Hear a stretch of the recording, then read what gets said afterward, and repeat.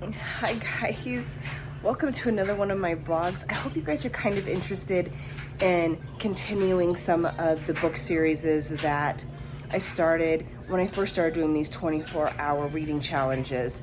I'm sorry, I'm kind of a mess. I do have strep throat, although I am starting to feel better already. Our air conditioner had been out as well, and they finally got it fixed after 4 days of it being like 100 degrees in here. I am reading The Last Second Chance by Lucy Score. This is Joey and Jackson's story. We've gotten some story into it from book 1 and book 2, so I kind of know already what happened. He's back now, and he's trying to make up for everything that he put Joey through. We'll have to see. She is a horse trainer, which is really exciting for me because I love horses, and my first job ever was working with horses. Yeah, when it comes to horses, I just resonate with it. Also, I did do my PopCon event, and it's over now, so I'm kind of excited because now I can just kick back, relax, and just read. Although I've been playing a lot of Genshin Impact too, to be honest. But while I was there, I got this really cute bookmark. I mean, look at that. That's adorable. And it's got a little, I can actually get it to not move for you guys here. Yeah, there you go. So it looks just like that, only it's smaller. I would use it in this 24-hour challenge, and I was thinking that I would make this my official 24-hour reading vlog bookmark. I'm excited to get back into Blue Moon and see the beautification committee again. I love those spunky ladies, and it's just gonna be awesome. So let's go. Ready to set our timer here. Don't mind my sewing mannequin. I just haven't put it away yet.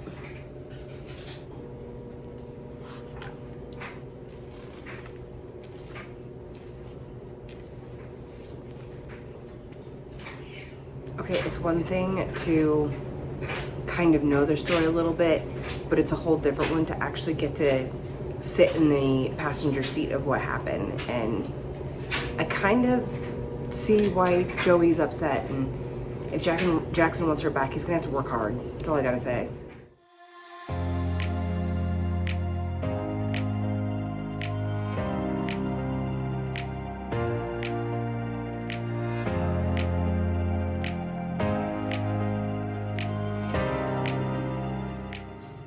Oh, the pining. Oh, the groveling. So the strep throat that I ended up getting, my middle son and my daughter ended up getting. So I had to take a run down to the store and pick up their antibiotics. So I figured while we were here, let's look at some books and see if they've got anything new. It's been about a week or so since last I looked. Okay, so I'm over here, but they don't have anything new whatsoever. A part of me misses where we used to live. Here, it seems like all you get for books is Walmart, and they don't really stock new stuff too terribly much. Sorry guys, nothing new. Did get meds, yay, and a soda. I got out of there just in time because it just started to rain, and I had all my windows cracked down because it's like 90 degrees outside. Good timing, otherwise my butt would have been wet.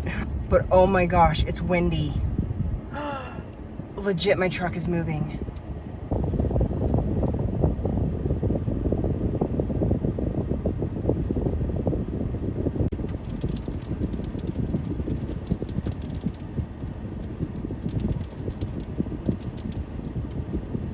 Oh my gosh, it's so windy. As I was driving by, I was watching a trampoline just fly. I mean, I got so lucky too, though, because it flew past the road, like well before, like I saw it roll and then stop on the other side of the road. So luckily, it didn't get me. But some people in some places, they fly kites. Around here, we fly trampolines. Man, I was trying to play my Genshin Impact for a little bit, but twice now the power has flickered off just for a second, but it was enough to turn my PlayStation 5 off. And so I think until the wind quiets down a little bit, I think I'm not gonna play, and instead I'm gonna read.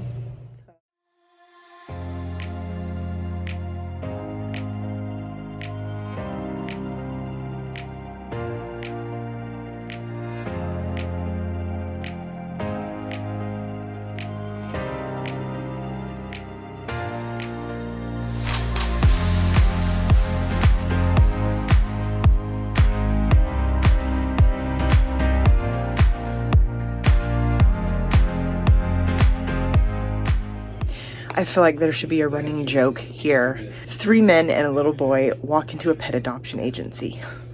That'd be like the start of it. What's that barking? Oh my God. Beckett's SUV pulled up with dogs hanging out of every open window. You said you'd give me 10 minutes, Jax growled. That was before Meatball puked, Beckett yelled. They all came pouring out, men and dogs from the SUV and women from the house, converging on the porch in a chaotic tornado of paws and questions and tangled leashes. What did you do? Joey mouthed to Jax. I am a sucker for a man who loves pets. For sure. Oh my gosh, something so hilarious happened, and I was in the process of reading it to you guys before I realized that if you have not read the series at all, and you haven't even read book 1, I'd be giving it away. So my youngest one has come down with the same sickness that everybody else has, and for whatever reason, when my kids get sick, it doesn't matter what it is, they're vomiting for at least probably, I'd say about, on average, about 8 hours. It's cycled through my oldest daughter. She's went through her vomit cycle. My middle son, he went through his vomit cycle, and now it's hit my youngest. He's probably about 5 to 6 hours into his 8 hours. Looks like I'm gonna be having a late night. You know what? I'm seeing the glass half full here because I'm gonna get opportunity to just read and read and read. But if I can make a go of this, if you can, you can. If you can't, you'll do something else. That's what life is all about. Living, trying, loving. Oh, so good. Like Joey and Jackson have this chemistry that is just, oh, it's like heart melting. And he's loved her forever, but he's always felt like he doesn't deserve her. And so now he's back, and he's like, oh, the pining and the begging and the just, I mean, there's just something about a book when the guy goes in from like page 1 knowing that he loves her, knowing that she's the one for him, and doing everything in his power to get her to accept that. And it's just, you gotta feel for the guy. And I mean, I can understand where Joey's coming from. They've got a history, and he hasn't always made the best choices. And so of course she's scared, and because of that she's gonna have reservations. And currently they're in the middle of a winter storm. There's like all this snow, and I am sitting here with days that are in the 90s, roasting to death, going, I really want snow right now. So this makes me want snow.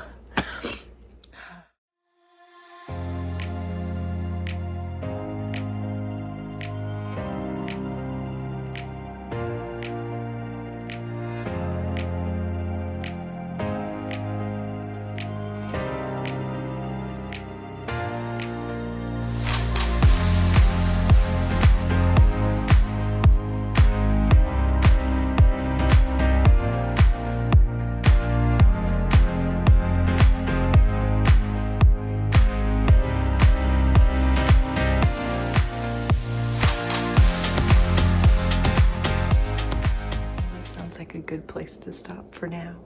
The ending of the Great Goat Blizzard Picnic Fiasco. If you want to know what I mean by that, you're gonna have to pick up the book and read it. Poor guy. The stories he's gonna be able to share with his kids and his grandkids, they're gonna be pretty epic. So I'm almost done with the book. The event that I knew was happened. They're torn apart right now.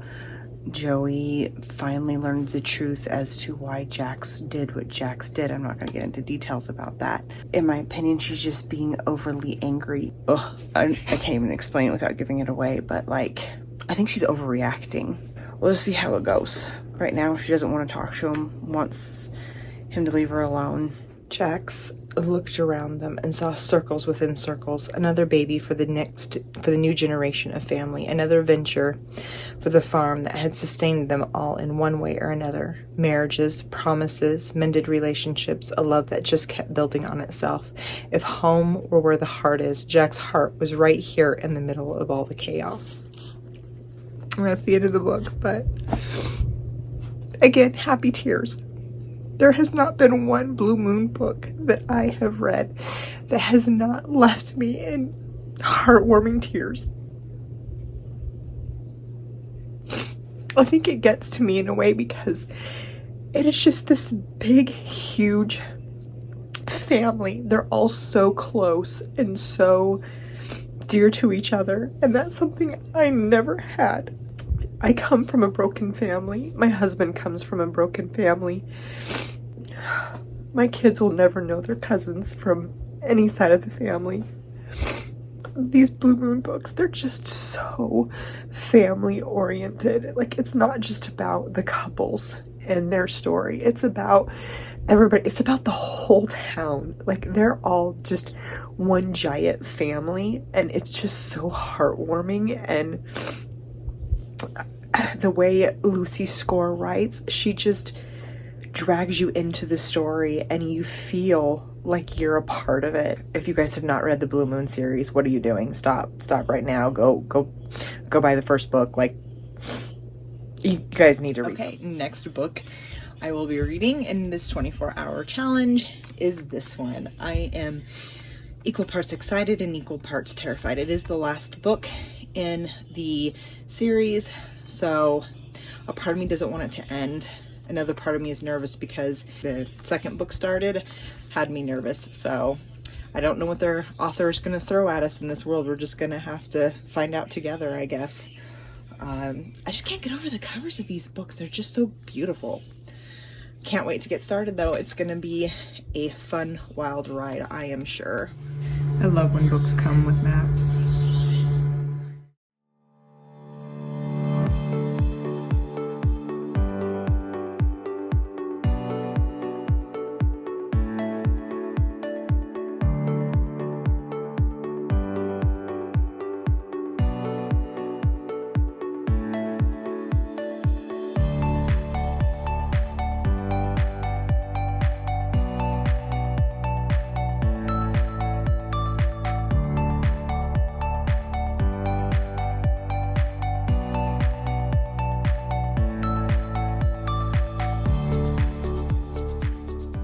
Naylin has a bit of more description, you guys. She has brown hair with touches of gray in it.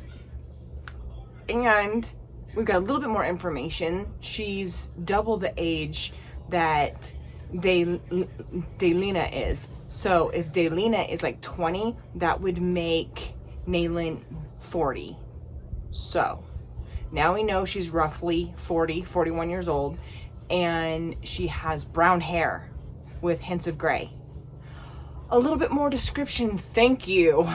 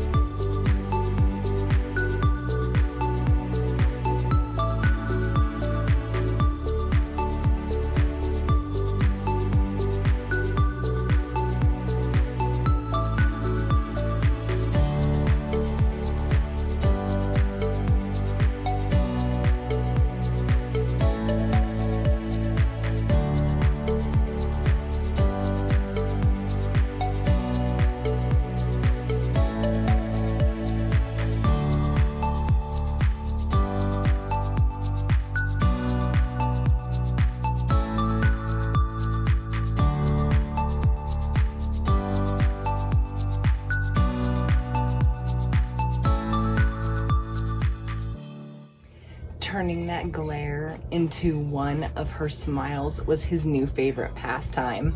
Aw, Vinny boy. Aw.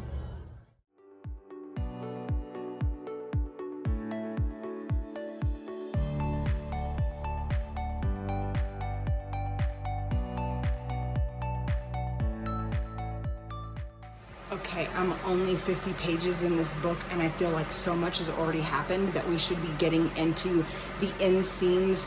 What the heck, man? This is gonna be a wild ride. I can already tell. Well, now I know why this book is titled Queen of Sorrow. Poor Nalene can't catch a break. Like, some other events happened that she doesn't even know about yet, and she's going to lose her poop when she does find out. And Queen Maricot thinks that she holds all the cards, and she is just, how can a queen be so dumb? I will admit, I am over halfway done. I'm a bit disappointed, and I'm finding myself having a little bit of a hard time getting through this book. It's a little slow. I mean, there was some interesting romantic developments between certain characters that I thought was kind of cool, but in true non-romantic book fashion, it was very undershadowed. And so I guess that's part of my problem too, because I'm thinking from a romance book viewpoint, and so I was just kind of like, meh. So much has happened in the first 100 pages of the book, so much stuff. And so now I feel like we have just, that we crested that hill in the beginning of the book, and now it's just kind of flatlining. I mean, it's still better than book one, but like after book two was just so epic that I guess I was just expecting more from book three, and so it's kind of giving me a opinion. Okay, so I had a moment there that I was worried, but I'm down to having only 100 pages left in the book, in the series, and oh boy, has it picked up. Woo! I cannot wait to find out what happens. So let's do it. So I stayed up pretty late last night reading, and I finished the Queens of Ruthenia series. It was a really good series. I wasn't impressed with book three as much as I was thinking I was going to, but it did pick back up, and I was no longer bored of it and things like that. Also, I feel kind of like the series was unfinished. I was like, it's a trilogy, but I feel like the book ended in a way that, okay, that end, it could work, but it also left all of these areas open that I guess if she wanted to, she could make another book. It was a good book. Like, it just didn't like super impress me. I wasn't like, whoa with it, you know. I was just kind of like, meh. Moving on, it could be just the fact that I am just in a romance mood, and it wasn't romance. So, I mean, again, it has hints of it, but sorry, I am tired. I did not sleep well last night. So, anyways, we are going to move on to my third and probably final book for this 24-hour challenge. To be honest, I have 8.5 hours left on my timer. It took me, oh my gosh, I would have to say 10 hours to read that second book because I was having such a hard time with it. So I found myself having to redo a paragraph or redo a page because I was zoning out while I was in the middle of reading. That tells you something. It was starting to bore me, and so I was having a hard time with it.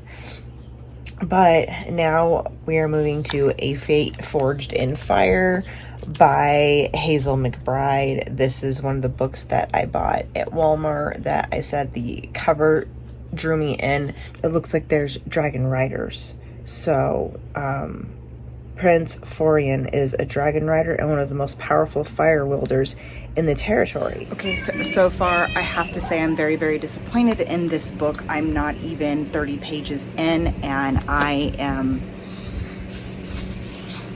so beyond frustrated. First off, I do not like the FMC. If I do not like an FMC of a book, then I have a really hard time getting through it. This FMC is a whiny who reminds me of a 2-year-old sitting in Walmart, kicking her feet and screaming because she didn't get the toy that she absolutely wanted. So, very irritated with that. It's got a trope in it that I don't like. I am very disappointed. I was so looking forward to this book. I'm not even 30 pages in and I'm hating it. But I have a thing against DNFing books. I'm going to swallow it in and just continue it on. So my personal opinion, hopefully it'll get better. I'm giving it a chance, peeps. I'm giving it a chance. Oh my gosh, my hair is a mess. I'm so sorry, you guys. It is super windy and rainy outside right now, but I wanted to get on real quick and say a couple things. First, I am about, I think I have about 100 pages left of A Fate Forged in Fire, and I have, I think a little over 2 hours left on my timer, so I think I'll be able to finish it. I haven't vlogged it much because I had the weekend and then I had a busy training week for running, and so I haven't had much time to actually take everything out and actually film me reading. It's just been whenever I get a chance, I just sit down and I read a bit. I also haven't really shared my thoughts too much because I am so conflicted. Okay, since all of that, the book has gotten better. It seems like the author settled down a little bit and decided that we were going to get past her personal issues, which is how I feel. I could be completely wrong. Please take what I'm saying with a grain of salt. I'm not trying to be mean. I just feel like a lot of personal thoughts and opinions and anger went into the first 40 pages of the book. And you know what? I get it. As an author, writing can be kind of an outlet for personal issues, and some people like reading stuff like that, and you know what, power to you, honestly. We all have our different tastes and we all have our different likes. Me personally, I just feel like, especially right now, there's so much anger and hate and destruction going on in the world. For me, reading a book is an escape. It's a way for me to get away from reality, get away from drama and people's opinions, and just get lost in another world with other characters and get a chance to be somebody else somewhere else. So when I'm reading a book that's just putting me right back in all of the drama of the world, it gets a little frustrating. But again, I got over that. It is a really good book. I burned through it pretty fast. It did turn out being a good book. The author is a good writer. She's not personally one of my favorites, and I definitely want to pick up the second book, which is supposed to come out, I think, May of next year. So something tells me that this book is going to land on a massive cliffhanger that I'm going to absolutely need to know what happens. I'm not a fan of the main character. I do feel bad for her, her nativity. She's not dumb, okay? She really isn't. I can understand the mistakes that she's making because she's been really sheltered. The MMC and the FMC are actually getting along, which, yay, we got some serious steam going on and I'm loving every second of it. The downside is, I feel like, especially with the way that the author has set up the two characters and the situations that they're in, which I understand both points of view, I feel like something very destructive is going to happen, and at the end of the book, they're probably going to end up being even worse enemies than they were in the first book. And so, I don't know. Sometimes I'm here for that. Sometimes I'm not. I kind of see this first book as just her learning curve. I feel like she's going to make a ton of mistakes, and a lot of things are going to happen that probably could have been avoided if she had more knowledge and experience. But I'm also, as a homeschool mom, I am a firm believer that, no matter how hard you plan, no matter how hard you try, mistakes are going to happen in your life. I could name 100 mistakes that I've made in my life, and honestly, if I could go back and do them over again, I would know how I would do them differently. And I can even look back on myself and be like, oh my gosh, I can't believe you did that. Why? You could have saved yourself so much misery if you would have just done it differently, right? But that's part of the learning curve. But anyways, I'm digressing. I just got out of Walmart. I had to buy some groceries and stuff, and I picked up a new book, Phantasma, and I wanted to share this because I'm going to be doing something a little bit different for my October TBR. Normally I have During special occasions, I'll have one of my family members pick my books for me, or I have a TBR jar that picks my my TBR for any certain month. But for October, because it's our spooky month, I'm gonna do something different, and you guys are not gonna want to miss it. It's gonna be really, really fun. And I'm hoping next year that I'm gonna have enough books under my belt, more recent books. I have like really, really old books, which is why I haven't really done any book recs on like seasons and holidays and stuff, because some of my books are like 20 years old, you guys, and you guys probably wouldn't even be able to find them, to be honest. At this point, you guys will have already seen my September TBR and the books that my husband has chosen for me. It's not quite September yet. I still have like 5 days. I'm so nervous, and I feel bad because the only thing I can think of right now is I can't wait to get through September so I can get back to the books on my personal TBR that I want to read. I feel kind of bad. But it is what it is. So I will see you guys when I am home relaxing and reading again.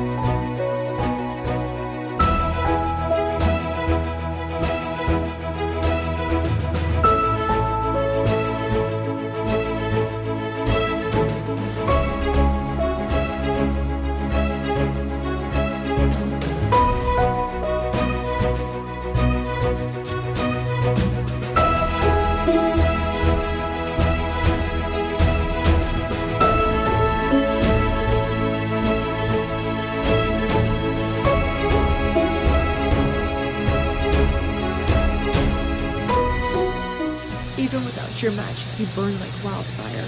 Before I knew who you were, I could see that. It is not your magic or your blood that makes you the right ruler. It's your heart. You are the light. Shine fast. I have read a lot of books, and in those books, a lot of things have happened to the FMCs in those books. But what these priests tried to do to her...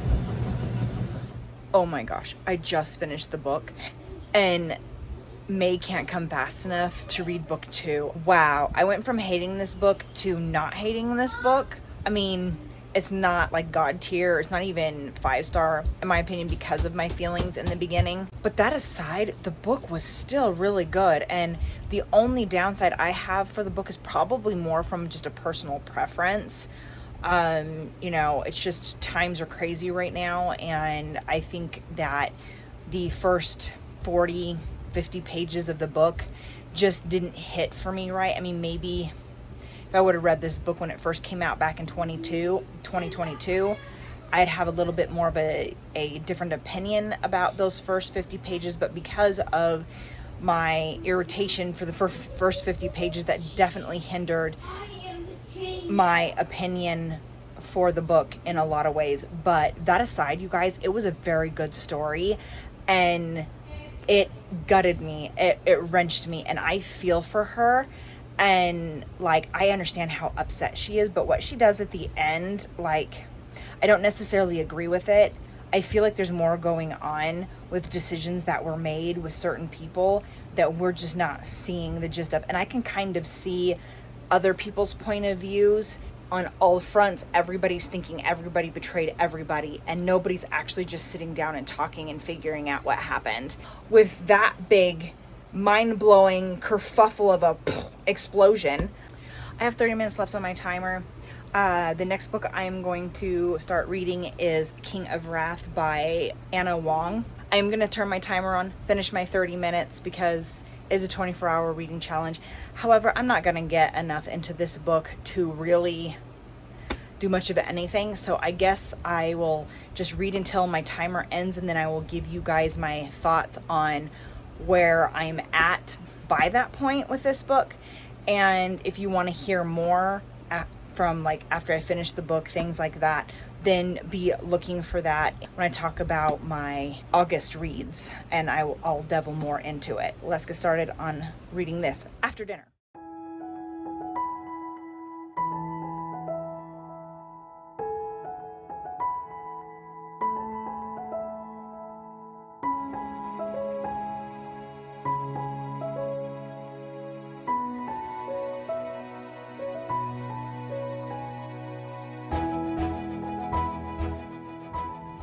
We'd exchanged only a handful of words, yet I already knew two things with gut certainty. One, Dante was going to be my fiance. Two, we might kill each other before we even make it to the altar. I'm already having a good time, and I'm only on page 15. So my timer's done. My 24-hour challenge is over. I'm about 50 pages into King of Wrath, and so far I've gotten through the first interaction where the two of them met, and oh my gosh, it's tension sparks all the way.